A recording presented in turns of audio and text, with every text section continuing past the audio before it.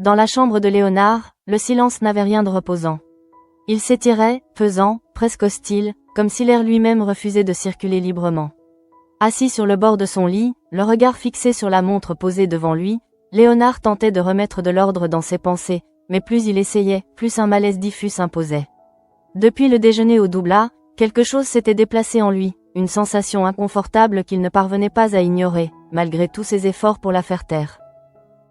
Il revoyait Étienne, son regard apparemment sincère, sa voix légèrement voilée lorsqu'il parlait de Laurence, de cette femme qu'il disait avoir aimée.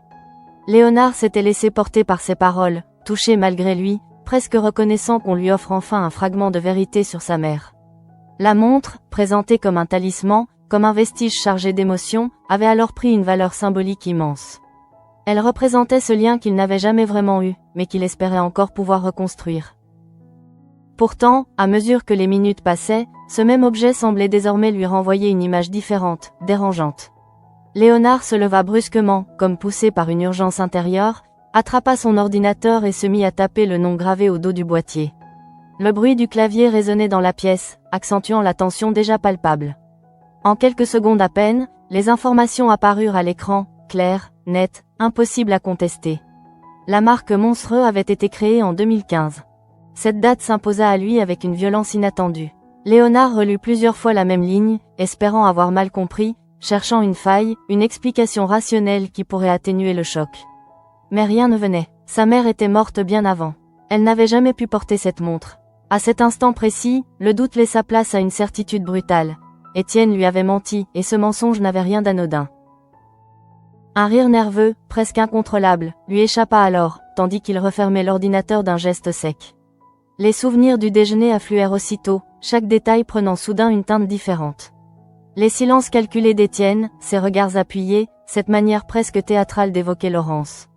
Tout s'imbriquait désormais avec une logique glaçante. Léonard comprenait qu'il n'avait pas été face à un père maladroit ou maladroitement ému, mais face à un homme qui maîtrisait parfaitement son récit. La colère monta en lui, mêlée à une profonde amertume. Ce n'était pas seulement la tromperie d'Étienne qui le blessait, mais surtout l'espoir qu'il avait laissé naître. L'idée qu'enfin quelqu'un puisse parler de sa mère sans détour, sans calcul, venait de s'effondrer.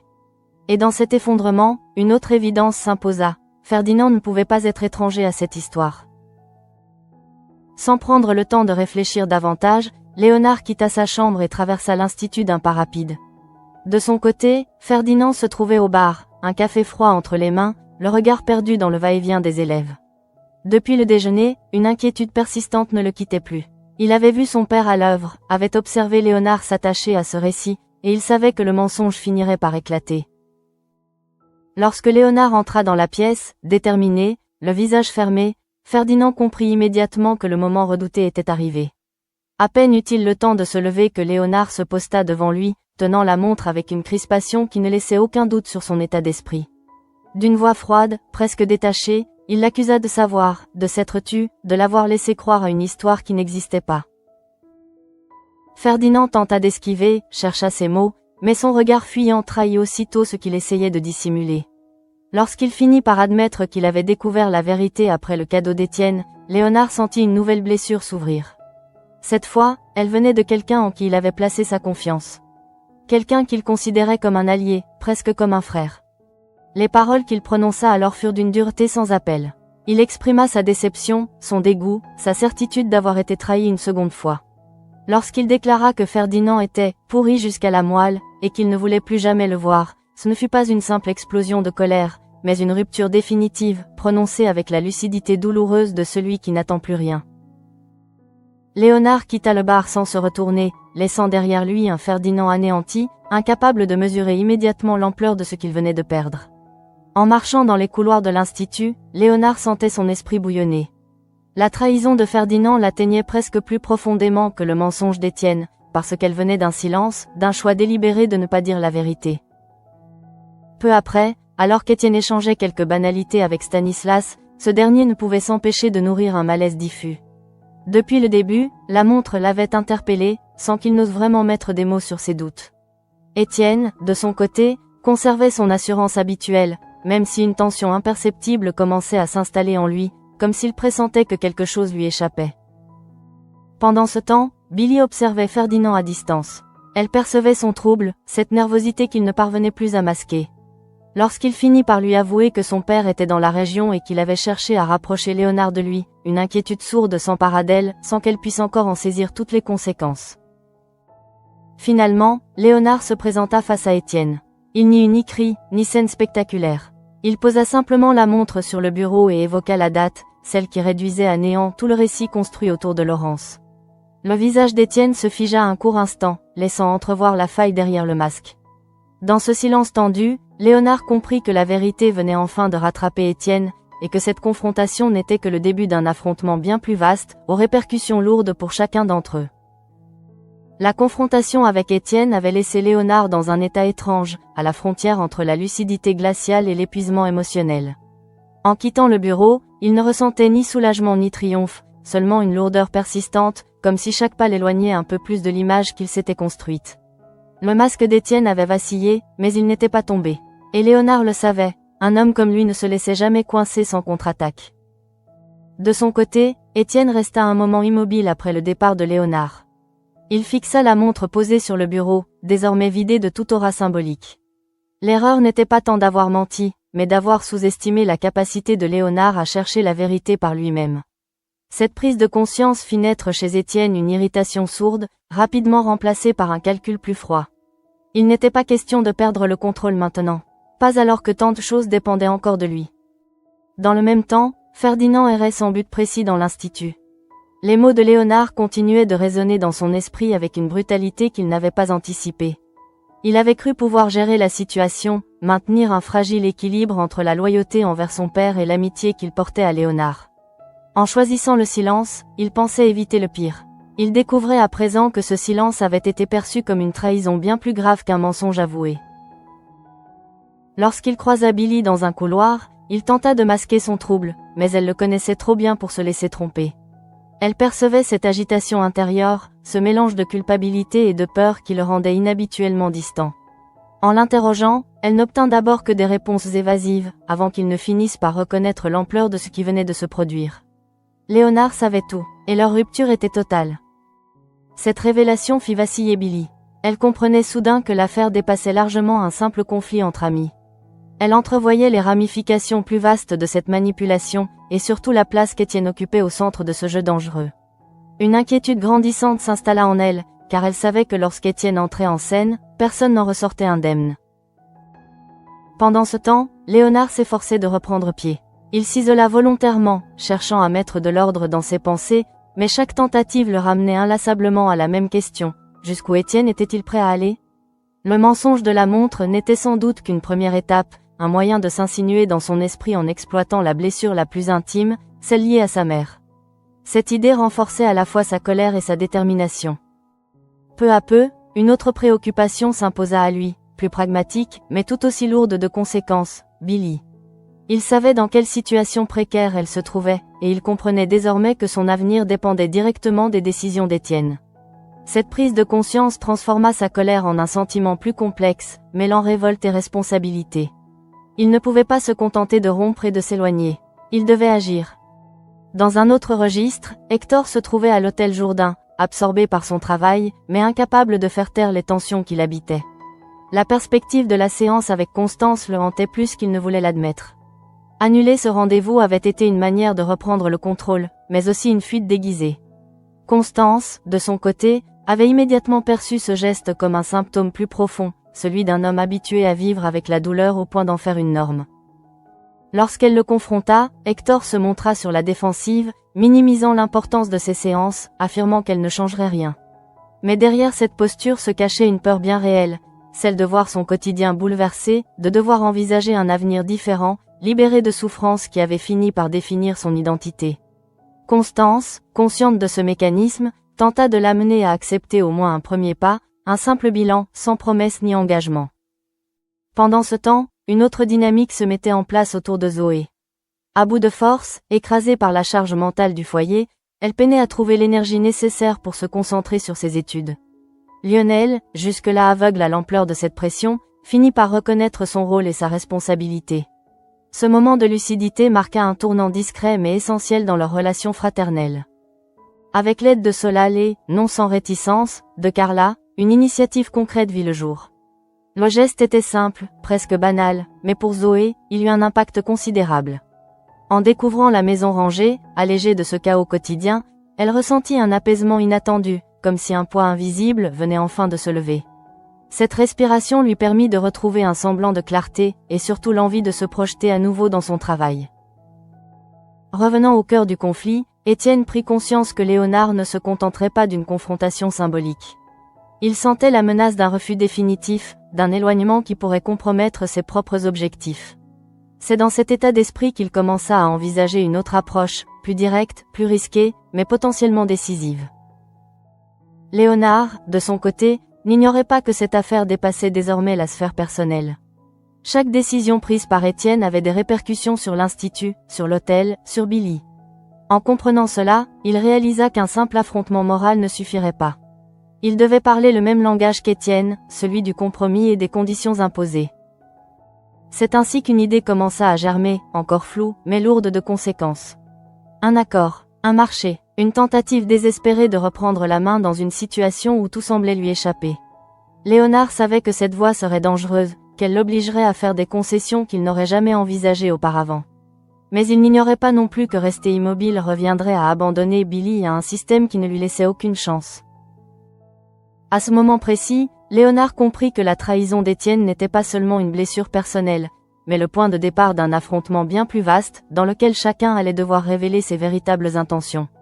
Et dans cette partie qui s'annonçait, aucun des protagonistes ne sortirait indemne. La décision que Léonard avait commencé à formuler intérieurement ne lui apportait aucun apaisement. Au contraire, plus elle prenait forme, plus elle lui semblait lourde, presque irréversible. Accepter l'idée d'un accord avec Étienne revenait à admettre que la vérité, à elle seule, ne suffisait pas à faire tomber un homme comme lui. Étienne ne fonctionnait pas sur le terrain de la morale, mais sur celui de l'intérêt, de l'échange, du rapport de force. Et Léonard se retrouvait contraint de jouer selon ces règles qu'il exécrait. Il passa une partie de la journée à observer l'Institut comme s'il le voyait pour la première fois. Chaque couloir, chaque salle, chaque visage lui rappelait que cet endroit n'était pas seulement un lieu d'apprentissage, mais un espace de pouvoir où se croisaient ambition personnelle et stratégie dissimulée. Billy y avait trouvé sa place avant de la perdre brutalement, et cette injustice continuait de résonner en lui avec une intensité particulière. Plus que jamais, il refusait l'idée que son avenir à elle puisse dépendre uniquement des caprices ou des calculs d'Étienne. Dans le même temps, Étienne s'employait à reprendre la maîtrise de la situation. Il n'avait pas cherché à revoir Léonard immédiatement, conscient que toute précipitation risquerait d'aggraver les choses. Il préférait laisser le temps jouer en sa faveur, convaincu que la colère finirait par céder la place à une forme de résignation plus exploitable. Cette patience calculée faisait partie intégrante de sa méthode, forgée au fil des années et des conflits qu'il avait appris à transformer en opportunités. Ferdinand, quant à lui, se trouvait dans une position de plus en plus inconfortable. Isolé, coupé de Léonard, il sentait le poids de ses choix l'écraser progressivement. Chaque tentative pour se convaincre qu'il avait agi pour le bien de tous se heurtait à la réalité de la rupture. Il comprenait désormais que son silence n'avait pas protégé Léonard, mais seulement renforcé l'emprise d'Étienne. Cette prise de conscience l'ébranlait profondément, car elle remettait en question l'image qu'il se faisait de lui-même. Billy observait ce malaise grandissant avec une inquiétude qu'elle n'osait pas encore exprimer pleinement. Elle sentait que Ferdinand se refermait, prisonnier d'un conflit intérieur dont il ne maîtrisait plus les contours. Plus elle tentait de comprendre, plus elle réalisait que la situation la dépassait, qu'elle se trouvait au cœur d'un affrontement qui la concernait sans lui laisser la possibilité d'agir directement. Cette impuissance nourrissait chez elle une anxiété sourde, difficile à contenir. Lorsque Léonard finit par demander à revoir Étienne, ce ne fut ni par faiblesse ni par naïveté, mais par nécessité. Il savait que ce face-à-face serait déterminant, qu'il ne pourrait plus se contenter de dénoncer un mensonge sans proposer une issue. La rencontre eut lieu dans un cadre volontairement neutre, loin de toute effusion émotionnelle, comme si chacun cherchait à se protéger derrière une façade de calme maîtrisé. Étienne adopta d'emblée un ton mesuré, presque conciliant. Il reconnut à demi-mot avoir commis une erreur, tout en évitant soigneusement le mot « mensonge ». Cette nuance, imperceptible pour certains, ne trompa pas Léonard. Il comprenait que même dans l'aveu, Étienne cherchait à conserver une marge de manœuvre, à ne jamais s'exposer totalement. Léonard, de son côté, ne laissa rien transparaître de ses émotions. Il écouta, observa, analysa, avant d'amener la conversation sur le terrain qu'Étienne redoutait le plus, celui des conséquences. Il évoqua Billy, la situation de l'Institut, les tensions avec Storek, sans jamais hausser la voix. Cette approche déstabilisa Étienne, qui n'était pas habitué à voir Léonard s'exprimer avec une telle assurance, presque stratégique. C'est alors que Léonard formula clairement ce qui n'était jusqu'ici qu'une intuition. Il parla d'un accord possible, d'un moyen de réparer ce qui avait été brisé, à condition que Billy soit réintégré et que l'avenir de l'Institut soit assuré. En prononçant ces mots, il avait conscience de franchir une ligne, celle qui séparait l'indignation morale de la négociation assumée. Étienne comprit immédiatement l'enjeu. L'idée d'un marché lui était familière, presque rassurante. Elle lui offrait un terrain connu, où il savait manœuvrer. Il ne répondit pas immédiatement, préférant jauger Léonard, mesurer jusqu'où il était prêt à aller. Ce silence, lourd de sous-entendus, révélait à quel point chacun évaluait l'autre, cherchant à détecter la moindre faille. Dans ce jeu d'équilibre précaire, Léonard sentait la pression monter, mais il refusait de céder. Il savait que s'il se montrait hésitant, Étienne reprendrait l'avantage sans difficulté. Cette lucidité nouvelle, acquise au prix d'une trahison douloureuse, lui donnait une force inattendue, même si elle s'accompagnait d'un profond malaise. Pendant ce temps, l'Institut continuait de vivre, presque indifférent à la tempête qui se jouait en coulisses. Les cours reprenaient, les discussions se poursuivaient, mais sous cette apparente normalité, les lignes bougeaient. Chacun, à sa manière, ressentait que quelque chose était en train de se transformer, sans encore en saisir la portée. Lorsque la rencontre prit fin, rien n'était officiellement décidé. Aucun accord n'avait été signé, aucune promesse clairement formulée. Pourtant, Léonard repartit avec la certitude que le processus était enclenché. Il venait d'entrer dans un territoire qu'il n'avait jamais voulu explorer, celui des compromis imposés par des rapports de force déséquilibrés. En quittant Étienne, il mesura pleinement le prix de ce choix. S'il parvenait à sauver Billy, il devrait sans doute accepter des conditions qu'il n'aurait jamais envisagées auparavant. Et cette perspective, loin de le rassurer, l'emplissait d'une inquiétude profonde, car il pressentait que le véritable danger ne résidait pas dans l'accord lui-même, mais dans ce qu'Étienne exigerait en retour. Léonard sortit de cet échange avec Étienne sans éprouver le moindre soulagement. Au contraire, la sensation d'avoir ouvert une porte qu'il ne pourrait plus refermer l'accompagnait à chaque pas. Il savait désormais que l'idée d'un accord avait cessé d'être une hypothèse abstraite pour devenir une réalité tangible, presque inévitable. En acceptant de négocier, il avait implicitement reconnu le pouvoir qu'Étienne exerçait sur la situation, et cette concession intérieure lui pesait davantage que toutes les humiliations qu'il avait déjà endurées. Dans les heures qui suivirent, Étienne laissa volontairement planer l'incertitude. Il n'avait donné aucune réponse claire, se contentant de quelques phrases mesurées, suffisamment ambiguës pour maintenir Léonard dans un état d'attente inconfortable. Cette stratégie lui permettait de reprendre l'ascendant sans avoir à imposer quoi que ce soit frontalement. Il savait que Léonard, mû par son attachement à Billy, finirait par revenir vers lui, prêt à entendre ce qu'il avait à proposer. Ferdinand, de son côté, se trouvait dans une position toujours plus fragile. La rupture avec Léonard continuait de le hanter, non seulement parce qu'elle mettait fin à une amitié précieuse, mais aussi parce qu'elle révélait crûment son rôle dans la manipulation orchestrée par son père. Plus il y pensait, plus il comprenait que son silence avait servi d'engrenage à un mécanisme qui le dépassait. Cette prise de conscience le laissait démuni, incapable de réparer ce qui avait été brisé. Billy percevait ce malaise, même si Ferdinand s'efforçait de le dissimuler. Elle sentait qu'il portait un poids qu'il n'osait pas partager, et cette distance nouvelle alimentait chez elle une inquiétude croissante. Sans connaître tous les détails, elle comprenait que son avenir se jouait ailleurs, dans des discussions dont elle était absente, et cette idée la mettait profondément mal à l'aise. Elle n'ignorait pas qu'Étienne était capable de décisions radicales, et elle redoutait d'être réduite à un simple enjeu dans une partie qui se jouait bien au-dessus d'elle. Pendant ce temps, Léonard tentait de garder le contrôle. Il s'imposait une forme de discipline mentale, refusant de se laisser submerger par la colère ou le découragement. Pourtant, chaque fois que son esprit revenait à la montre, au mensonge qu'il avait déclenché, il sentait la même brûlure remonter. Cette blessure intime, liée à la mémoire de sa mère, demeurait ouverte, et Étienne n'avait jamais réellement cherché à la refermer. Il l'avait simplement utilisée. Lorsqu'Étienne recontacta Léonard, ce fut avec une apparente simplicité. Il proposa un nouveau rendez-vous, présenté comme une discussion franche, sans détour. Léonard accepta, conscient qu'il n'avait plus le luxe de refuser. Cette rencontre se déroula dans une atmosphère plus feutrée, presque professionnelle, comme si chacun cherchait à neutraliser toute dimension affective pour se concentrer uniquement sur l'essentiel. Étienne entra rapidement dans le vif du sujet. Il évoqua la situation de Billy, les pressions exercées sur l'Institut, la plainte de Storek, et la nécessité de trouver une solution durable. Son discours était structuré, logique, presque implacable.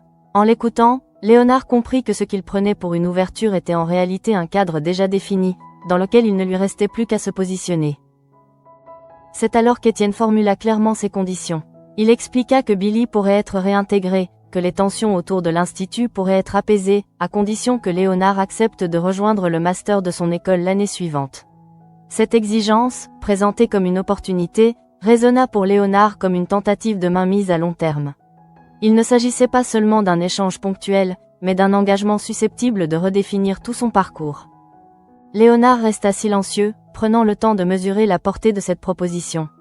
Il comprenait que ce choix l'enchaînerait d'une certaine manière à Étienne, l'obligeant à évoluer dans un environnement qu'il savait désormais fondé sur la manipulation et le calcul. Pourtant, refuser revenait à condamner Billy à payer le prix d'un conflit qui n'était pas le sien. Cette alternative impossible le plaça dans une tension extrême, où chaque option semblait synonyme de perte. Étienne, attentif à la moindre réaction, observa ce silence avec satisfaction. Il savait que Léonard était en train de faire le calcul qu'il espérait. Pour renforcer sa position, il ajouta qu'il donnait sa parole, insistant sur la notion d'engagement personnel. Cette référence à la confiance, presque ironique au regard des événements récents, ne passa pas inaperçue aux yeux de Léonard, qui vit une ultime tentative de masquer la violence symbolique de l'accord proposé. Pendant que cette discussion se déroulait, l'Institut poursuivait son quotidien, ignorant tout ce qui se jouait en coulisses. Pourtant, les décisions prises dans cette pièce allaient avoir des répercussions profondes, bien au-delà de Billy et de Léonard. Elles touchaient à l'équilibre même de l'école, à son avenir, et à la manière dont le pouvoir s'y exerçait. En quittant Étienne, Léonard emportait avec lui un sentiment d'étouffement. Il n'avait pas encore donné sa réponse, mais il savait qu'il se rapprochait dangereusement d'un point de non-retour. L'accord, tel qu'il était formulé, ne laissait aucune place à l'innocence. Il exigeait un sacrifice, non seulement personnel, mais aussi moral. À cet instant précis, Léonard prit pleinement conscience que la trahison initiale n'était qu'un prélude. Le véritable enjeu se trouvait désormais dans ce choix qui s'imposait à lui, un choix qui déterminerait non seulement l'avenir de Billy, mais aussi la personne qu'il deviendrait en acceptant, ou en refusant, de jouer le jeu d'Étienne. L'attente devint, pour Léonard, une épreuve à part entière. Chaque heure qui passait sans réponse définitive alourdissait un peu plus le poids de la décision qu'il savait inévitable. Il tentait de se concentrer sur ses cours, sur les gestes précis et maîtrisés que la cuisine exigeait, mais son esprit revenait sans cesse au même point, comme attiré par une force qu'il ne contrôlait plus. L'accord proposé par Étienne continuait de se déployer dans son esprit, révélant peu à peu toutes ses implications, bien au-delà de ce qui avait été formulé à voix haute. Plus il y réfléchissait, plus Léonard comprenait que cet engagement ne concernait pas uniquement Billy. En rejoignant le master de l'école d'Étienne, il accepterait implicitement de se placer sous son influence, de lui offrir une forme de légitimité nouvelle. Étienne ne cherchait pas seulement à sauver une situation immédiate, il voulait inscrire Léonard dans son sillage, faire de lui une pièce durable de son propre système. Cette perspective provoquait chez Léonard un profond malaise, car elle menaçait l'indépendance qu'il avait toujours défendue, parfois au prix de la solitude. Dans le même temps, Billy tentait de préserver une apparence de normalité. Elle continuait à fréquenter l'Institut, à croiser les regards de ceux qui connaissaient son histoire sans jamais vraiment en parler. Derrière cette façade, l'angoisse ne la quittait pas. Elle sentait confusément que son avenir se décidait ailleurs, dans des discussions auxquelles elle n'avait pas accès, et cette dépossession progressive la fragilisait. Lorsqu'elle se retrouvait seule, le doute l'envahissait. Devait-elle accepter d'être sauvée à ce prix, sans même savoir ce que cela coûtait à ceux qui agissaient en son nom? Ferdinand observait cette situation avec un sentiment d'impuissance grandissant. Il voyait Billy s'enfoncer dans une inquiétude silencieuse, tout en comprenant que son propre rôle avait contribué à créer ce climat. La rupture avec Léonard continuait de le hanter, non seulement parce qu'elle le privait d'un soutien essentiel, mais aussi parce qu'elle mettait en lumière la distance qui s'était installée entre ce qu'il croyait être et ce qu'il était devenu.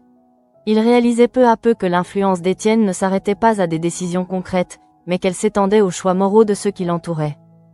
De son côté, Étienne suivait l'évolution de la situation avec une attention calculée. Il n'avait pas besoin d'insister davantage.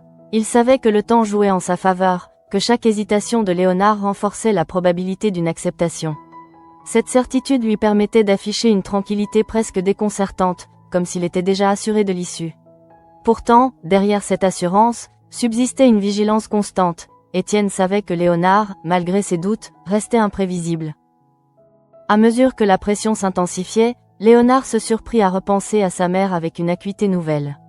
Laurence n'était plus seulement un souvenir douloureux, mais une référence intime, presque une boussole morale. Il se demandait ce qu'elle aurait pensé de ce compromis, de cette alliance forcée avec un homme capable de manipuler son histoire personnelle. Cette interrogation ne lui apportait pas de réponse claire, mais elle accentuait son sentiment d'être pris au piège entre fidélité à lui-même et responsabilité envers Billy. Un soir, alors qu'il errait seul dans l'institut déserté, Léonard prit conscience que son refus ne ferait pas disparaître le problème. Il déplacerait simplement la souffrance, la reporterait sur Billy, sur l'école, sur des personnes qui n'avaient rien demandé. Cette lucidité, aussi cruelle soit-elle, marqua un tournant. Il comprit que sa colère, aussi légitime fût-elle, ne pouvait suffire à inverser un rapport de force déjà établi. Dans cette solitude silencieuse, une décision commença à se dessiner, encore fragile, mais de plus en plus insistante. Accepter l'accord ne signifiait pas renoncer à toute forme de résistance. Cela pouvait aussi être une manière de gagner du temps, d'observer Étienne de l'intérieur, de comprendre ses mécanismes. Cette idée, dangereuse et ambivalente, offrait à Léonard une justification rationnelle, même si elle n'effaçait pas le malaise moral qui l'accompagnait. Pendant ce temps, Billy sentait la tension monter sans pouvoir la nommer précisément. Chaque regard échangé avec Ferdinand, chaque silence prolongé, renforçait son impression d'être au centre d'un tourbillon qui la dépassait. Elle oscillait entre gratitude et culpabilité, consciente que quelqu'un était prêt à se sacrifier pour elle, sans être certaine de pouvoir l'assumer. Lorsque Léonard décida enfin de recontacter Étienne, ce geste ne fut pas dicté par la résignation, mais par une forme de lucidité douloureuse. Il savait que cette prise de contact scellait un choix lourd de conséquences, mais il comprenait aussi qu'ignorer la réalité ne ferait qu'aggraver la situation. Cette démarche marquait une étape décisive, le passage de l'hésitation à l'acceptation d'un affrontement à long terme, plus subtil, plus dangereux. À cet instant précis, Léonard n'avait plus d'illusions. Il savait que l'accord à venir ne serait ni juste ni équilibré. Il serait simplement nécessaire, et cette nécessité, loin de l'apaiser, confirmait que la véritable épreuve ne résidait pas dans la signature de ce marché, mais dans ce qu'il devrait affronter une fois celui-ci conclu. Lorsque Léonard accepta de revoir Étienne une dernière fois, il n'y avait plus en lui la moindre illusion quant à la nature de cet échange. Il n'attendait ni excuses sincères, ni réparation symbolique. Ce rendez-vous n'était plus une tentative de compréhension, mais l'aboutissement logique d'un cheminement intérieur qu'il n'avait pas choisi, mais qu'il avait fini par accepter. Il avançait désormais avec une lucidité froide, conscient que chaque mot prononcé aurait un poids définitif. La rencontre eut lieu dans un climat étonnamment calme. Étienne, fidèle à lui-même, adopta une posture presque bienveillante, comme s'il cherchait à effacer les aspérités du conflit par une forme de normalité feinte. Cette attitude, loin de rassurer Léonard, renforça au contraire son malaise.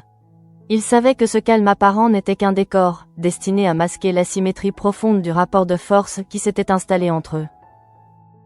Étienne reprit la parole avec une assurance maîtrisée, rappelant les éléments déjà évoqués, la situation de Billy, les risques qui pesaient sur l'institut, les leviers dont il disposait pour apaiser les tensions. Il parlait comme un homme habitué à structurer les problèmes pour mieux imposer ses solutions. Dans ce discours, tout semblait rationnel, presque inévitable, comme si l'accord proposé n'était pas une option parmi d'autres, mais la seule issue possible. Léonard l'écoutait sans l'interrompre, attentif à chaque nuance, à chaque silence. Il percevait clairement ce qui n'était pas dit, ce que ses mots tentaient de dissimuler, l'emprise durable qu'Étienne cherchait à établir. Lorsque celui-ci évoqua à nouveau le master de son école, il le fit en insistant sur la notion d'avenir, de reconnaissance, de continuité. Il présentait cette exigence comme une opportunité, presque comme une chance offerte, alors qu'elle constituait en réalité le cœur du marché. À cet instant, Léonard prit la parole à son tour. Sa voix était posée, sans tremblement, mais chargée d'une tension contenue. Il demanda des garanties précises, non pour lui-même, mais pour Billy. Il voulait des engagements clairs, concrets, qui ne puissent être remis en question par de futurs calculs. Cette exigence surprit Étienne, qui n'était pas habitué à voir Léonard adopter une telle fermeté. Étienne marqua une pause, évaluant la situation. Il comprit que Léonard ne se contenterait pas de promesses vagues. C'est alors qu'il prononça les mots que Léonard redoutait autant qu'il attendait, il donna sa parole. Il affirma que Billy serait réintégré, que l'institut et l'hôtel seraient protégés, à condition que Léonard honore sa part de l'accord en rejoignant le master l'année suivante. Cette parole, présentée comme un gage de sérieux, résonna étrangement dans l'esprit de Léonard. Elle faisait écho à la montre, à ce symbole vidé de sa vérité, et à toutes les assurances qui s'étaient révélées trompeuses. Pourtant, il n'ignorait pas que refuser cette parole revenait à rejeter la seule solution tangible qui s'offrait à lui. Ce dilemme, profondément injuste, le força à mesurer la valeur réelle de l'engagement d'Étienne, non à travers sa sincérité supposée, mais à travers l'intérêt qu'il avait à le respecter. En acceptant finalement les termes de l'accord, Léonard eut la sensation de franchir une ligne invisible. Ce consentement n'avait rien d'un soulagement. Il ressemblait davantage à une capitulation stratégique, dictée par la nécessité plus que par la conviction. Il savait qu'en donnant son accord, il s'exposait à une dépendance future, à une proximité dangereuse avec un homme qu'il ne respectait plus, mais qu'il ne pouvait ignorer. Étienne, en entendant cette acceptation, dissimula à peine sa satisfaction. Il savait que cette victoire était moins spectaculaire qu'un affrontement frontal, mais bien plus durable. En obtenant l'engagement de Léonard, il consolidait son influence tout en se donnant l'image d'un homme de parole, capable de résoudre des situations complexes par le dialogue. Cette dualité faisait partie intégrante de son pouvoir. Pendant que cet accord se scellait, Billy ignorait encore les détails précis de ce qui venait d'être décidé. Elle sentait néanmoins que quelque chose avait changé, une tension qui se relâchait imperceptiblement, comme si l'étau se desserrait sans disparaître totalement. Cette intuition la rassurait autant qu'elle l'inquiétait, car elle comprenait que ce répit avait un prix. Lorsque Léonard quitta Étienne, il n'éprouva ni victoire ni défaite, seulement une fatigue profonde. Il savait que cet accord n'était pas une fin, mais un commencement. Une période d'observation, de vigilance, où chaque geste, chaque parole d'Étienne devrait être scrutée avec attention. La confiance était définitivement rompue, remplacée par une lucidité méfiante. À ce stade, Léonard n'avait plus qu'une certitude, la parole donnée par Étienne valait uniquement tant qu'elle servait ses intérêts. Et cette évidence, loin de l'apaiser, confirmait que le danger n'était pas écarté, mais simplement déplacé dans le temps. La décision prise par Léonard ne produisit pas d'effet immédiat spectaculaire. Rien ne changea brusquement à l'Institut, aucun bouleversement visible ne vint signaler que quelque chose de fondamental venait de se jouer. Et pourtant, dans cette apparente continuité, une ligne avait été franchie, discrètement mais irréversiblement. L'accord conclu avec Étienne avait déplacé les tensions sans les résoudre, transformant un conflit ouvert en une attente lourde, presque silencieuse. Lorsque la nouvelle de la réintégration prochaine de Billy commença à circuler, elle se diffusa comme une rumeur prudente, encore fragile. Billy elle-même eut du mal à y croire au départ. Elle accueillit l'information avec un mélange de soulagement et de méfiance, consciente que rien, dans cette situation, n'était jamais totalement gratuit. Elle percevait confusément que cette issue favorable n'était pas le fruit d'un simple geste de justice, mais le résultat d'un compromis dont elle ne maîtrisait ni les contours ni le coût réel. En observant Léonard, elle sentit qu'un poids s'était déplacé. Il était toujours présent, toujours attentif, mais quelque chose dans son regard avait changé. Une distance nouvelle s'était installée, non pas à son égard, mais vis-à-vis de l'Institut, de ce qu'il représentait désormais. Billy comprit alors que sa situation avait été réglée au prix d'un engagement qu'il n'avait pas pris à la légère. Cette prise de conscience l'emplit d'une gratitude mêlée d'inquiétude, car elle pressentait que cette dette symbolique ne pourrait jamais être entièrement effacée. Ferdinand, de son côté, observa ces évolutions avec un sentiment d'exclusion difficile à supporter. Il comprenait que quelque chose s'était joué sans lui, que l'accord entre son père et Léonard avait redéfini les rapports de force, le reléguant à une place marginale. La rupture avec Léonard demeurait intacte, lourde de non-dits et de regrets. Chaque tentative intérieure de justification se heurtait à une évidence douloureuse. En choisissant le silence, il avait perdu bien plus qu'une amitié. Face à Billy, Ferdinand oscillait entre soulagement et culpabilité. Il était conscient que la résolution de sa situation passait par un mécanisme qu'il avait contribué à enclencher, sans jamais en mesurer les conséquences. Cette ambivalence l'enfermait dans une posture inconfortable, où la gratitude se mêlait à la honte, et où chaque mot risquait de rouvrir une blessure encore à vif. Étienne, quant à lui, retrouvait progressivement une position de contrôle.